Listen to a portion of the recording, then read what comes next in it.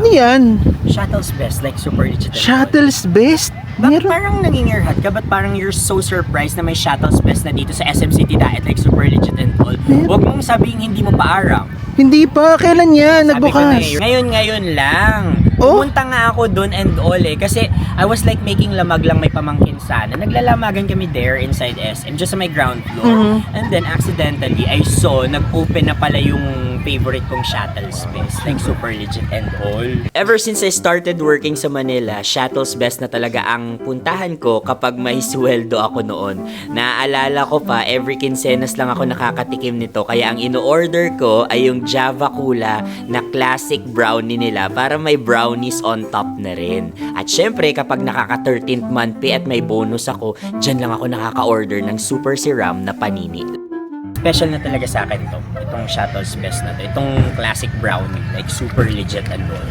Ano flavor niyan? Lito ko rin. Sabi ko, alam mo broski, nung nag-start pa lang ako sa Conyo Bicolano, dati hindi ko pa talaga afford magbakal talaga ng mga ganitong klaseng sursupsupin and all.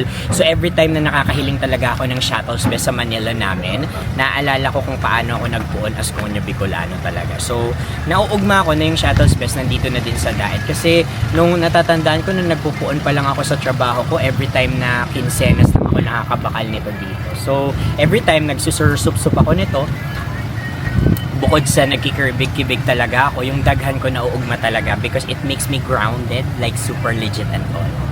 May mga brownies sila, may mga kagulping mga panini and all. Kasi ang What's kaibahan... panini? Panini. Pag-girly. Nini. Pag-girly na mga food. So every time na kinakakan mo yung mga panini, hello, super siram panini. Ano yung best coffee for you?